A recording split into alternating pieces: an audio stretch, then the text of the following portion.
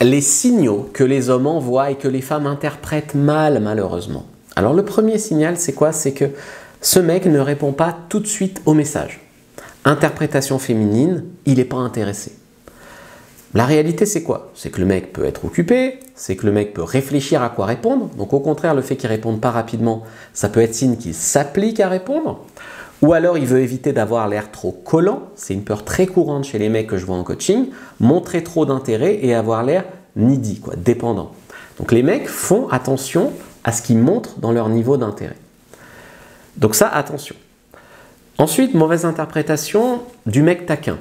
Un mec qui est taquin, qui te chambre beaucoup, il y a beaucoup de femmes qui vont dire « Ouais, il ne me respecte pas, il se moque de moi, hein, je suis nul, il me trouve nul. » La réalité, c'est quoi? C'est que ça peut être une façon de flirter. Beaucoup d'hommes, on leur dit de taquiner une femme. Une façon de flirter, il essaye de créer une complicité avec toi, il essaye de te faire rigoler. Enfin voilà, un mec qui te chambre, souvent, c'est qu'il aime bien, châtie bien. Troisième chose que les femmes souvent interprètent mal, c'est quand un mec propose des choses simples. Il te propose d'aller boire un café ensemble, par exemple, ou une balade au parc. Et des fois, les femmes disent interprétation, il ne fait pas d'effort, donc il faut qu'il fasse mieux, je vais me faire désirer, machin.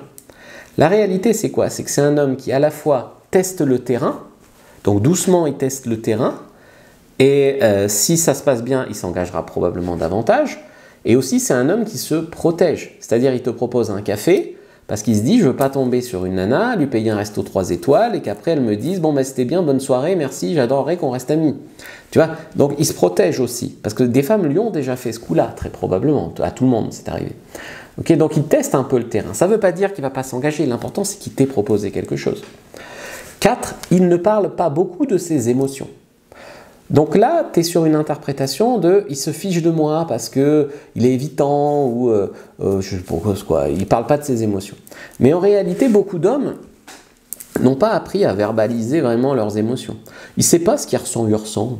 C'est un ours, quoi. Mais il montre son intérêt par des actes. Okay, il n'a pas appris à verbaliser. Et moi, des fois, tu vois, j'étais avec des filles, j'étais jaloux, par exemple, parce qu'elles étaient trop proches d'un autre mec. Et en fait, elle disait, en fait, il s'en fout, il est méchant, machin. Non, il est juste jaloux.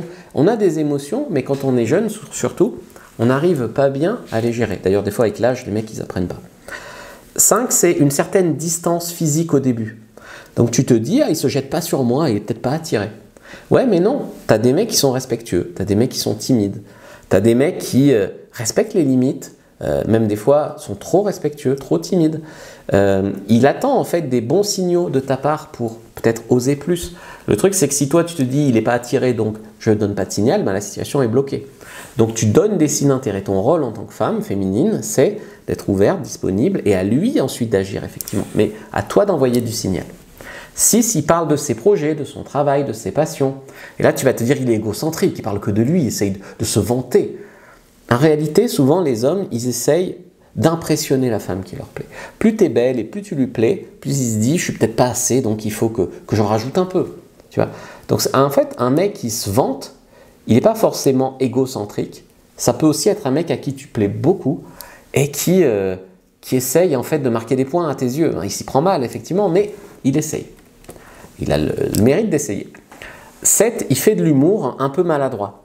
Et là, tu vas te dire, il est bizarre, ou c'est pas un mec sérieux, ou il est chelou, enfin voilà. Très souvent, un mec qui te rencontre et à qui tu plais, il va être nerveux au début. En gros, il veut bien faire, mais tellement il marche sur des œufs, il veut bien faire, mais c'est pas très cohérent. Il est nerveux, il essaye de détendre l'atmosphère, il se rate, il crispe les trucs, il passe pour un mec chelou, c'est de pire en pire, enfin voilà. Donc il faut comprendre que des fois vous perdez vos moyens face à un mec qui vous plaît. Un mec qui est un peu intimidé par vous, c'est la même chose. La plupart des mecs ne sont pas hyper confiants avec les femmes. Et 8e signe, c'est qu'il te présente rapidement à ses potes. Là tu vas te dire, ouais mais pourquoi il me présente à ses potes, il me met dans son groupe, il veut que ses potes me pécho, j'en sais rien, voilà. C'est souvent un signe fort qu'un mec te présente, comme quoi il veut t'intégrer à son groupe, il est fier de te montrer quoi. Il est fier de te montrer. Beaucoup de comportements masculins, finalement, traduisent un peu de pudeur ou de la maladresse ou une stratégie de séduction assez indirecte, là où tu t'imagines que tous les mecs sont directs et hyper confiants. Mais il ne faut pas percevoir tout ça comme du désintérêt. Voilà, et très souvent, même des fois, tu vas avoir du manque de respect où il n'y en a pas.